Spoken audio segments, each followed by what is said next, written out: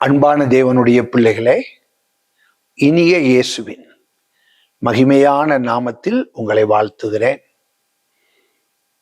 உங்களோடு கூட கர்த்தருடைய வார்த்தையின் மூலமாய் தேவனோடு சஞ்சரிப்போம் என்கிற இந்த நிகழ்ச்சியில கலந்து கொள்வதில் மிக்க மகிழ்ச்சி அடைகிறேன்.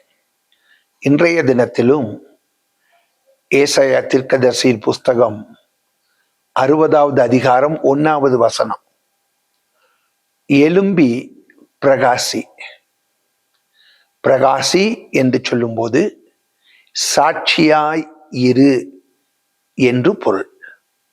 சாட்சியாய் இரு. ஆண்டவர் நீங்களும் நானும் இந்த உலகத்துல அவருக்கு சாட்சியா இருக்கணும் என்று கர்த்தர் விரும்புகிறார். அவர் சொல்லும்போது சொல்லுகிறார், நீங்களே எனக்கு சாட்சி. அப்படிப்பட்ட ஒரு சாட்சியாய் நீங்களும் நானும் பிரகாசிக்க வேண்டுமேயானால் தேவனுடைய பிள்ளைகளாகிய நாம் எழுந்திருக்க வேண்டும். எழுந்து சாட்சியா இருக்கணும். எழுந்து சாட்சியா இருப்பதற்கு என்ன செய்யணும்? வேதத்திலே நீங்கள் வாசித்து பார்ப்பீர்களே ஆனால், கர்த்தருடைய வார்த்தைக்கு நாம் செவி கொடுக்க வேண்டும். நான் அதிகமாய் ஆண்டவருடைய வார்த்தைக்கு செவி கொடுக்க வேண்டும் என்பதை அதிகமாய் வலியுறுத்துகிறவன். காரணம், கர்த்தருடைய வார்த்தைக்கு செவி கொடுக்காத ஒரு மனிதன் அவன் சாட்சியாக தன் வாழ்க்கையில் ஒருபோதும் ஜீவிக்க முடியாது. சாட்சியாக ஜீவிப்பதற்கு தேவை, தேவ பிள்ளைகளாகிய நீங்களும் நானும் ஆண்டவருடைய வார்த்தைக்கு செவி கொடுக்கணும். வேதத்துல நீங்க வாசிச்சு பாருங்க, யோவான் 11வது அதிகாரம் 43வது வசனம். ஆண்டவர் லாசருவின் கல்லறைக்கு போய், லாசருவே வெளியே வா, இப்படி ஒரு கட்டளை கொடுக்கிறார். ஆண்டவருடைய கட்டளையை அப்படியே செவியினால் பெற்று எழுந்தது ஒரு மரித்த சரீரம். மரித்த சரீரமே அது எழுந்திருப்பதற்கு, சாட்சியாய் அது காணப்படுவதற்கு கர்த்தருடைய வார்த்தையை கேட்டது. மார்க் 5வது அதிகாரத்தில் அந்த யவீருவினுடைய வீட்டுக்கு சென்ற ஆண்டவர் அவர் சொன்ன வார்த்தை, சிறு பெண்ணே எழுந்திரு. அங்கேயும் கர்த்தருடைய வார்த்தை. இவர்கள் இருவருமே மரித்தவர்கள். மரித்தவர்களே கர்த்தருடைய வார்த்தைக்கு செவி கொடுத்து அவர்கள் எழுந்து, இன்றைக்கு உலகமெங்கிலும் இவர்கள் இருவருமே சாட்சிகளாய் இருக்கிறார்கள். எனக்கு அன்பான தேவனுடைய பிள்ளைகளை, நம்முடைய வாழ்க்கையிலும் கூட நீங்க இந்த உலகத்துல, நானும் இந்த உலகத்திலே சாட்சியாய் இருப்பதற்கு கர்த்தருடைய வார்த்தைக்கு நம்ம செவி கொடுக்கணும். கர்த்தருடைய வார்த்தைக்கு நாம் செவி கொடுப்போமே ஆனால் எந்த நிலைமையில் இருந்தாலும் நாம் எழுந்திருப்போம். எழுந்த நாம் சாட்சியாயிருப்போம்.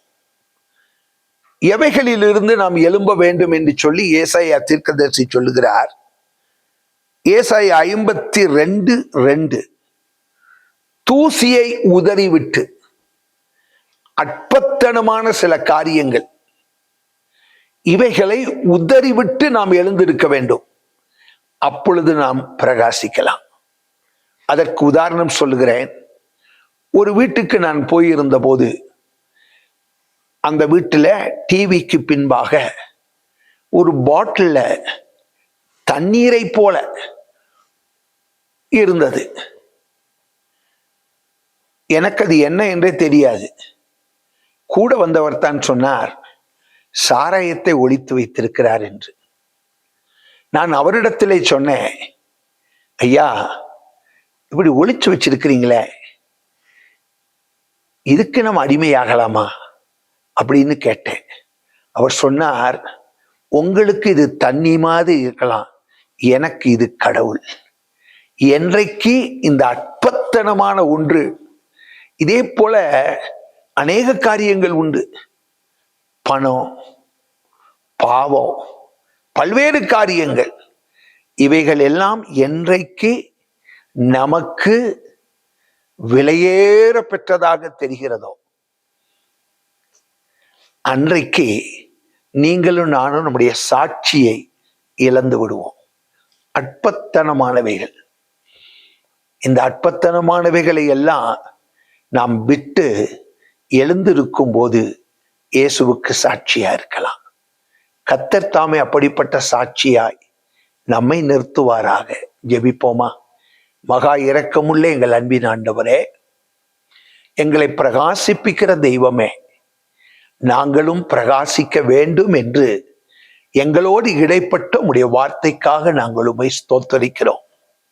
உலகத்திலே அற்பத்தனமானவைகளுக்கு நாங்கள் அடிமைகளாகி, ஆண்டவரே, சாட்சியை கெடுத்து நாங்கள் வாழாதபடிக்கு இந்த உலகத்திலே நாங்கள் ஜீவன் உள்ள சாட்சிகளாய் காணப்படும்படிக்கு எங்கள் வாழ்க்கையில் ஆண்டவரே எழும்பி பிரகாசிக்க, தூசியை உதறிவிட்டு எழும்பி பிரகாசிக்க கர்த்தர் உதவி செய்யும். நாங்கள் பிரகாசிப்பதற்கு உம்முடைய வார்த்தைகளுக்கு அதிகமாய் செவி கொடுக்க நீர் உதவி செய்வீராக. சொல்லும் அடியேன் கேட்கிறேன் என்று சொல்லி உம்முடைய வார்த்தைக்காக ஏங்கி நின்ற சாமுவேலை கர்த்தர் சாட்சியாக நிறுத்தினீர்.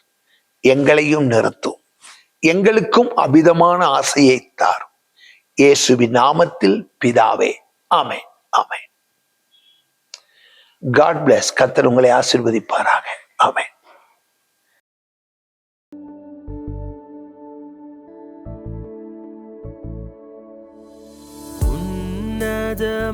உன்னதமானவரே, என் உறைவிடம் நீர்தானே. உன்னதமானவரே, என் உறைவிடம் நீர்தானே. உயர்த்துகிறேன், வாழ்த்துகிறேன், வணங்குகிறேன்.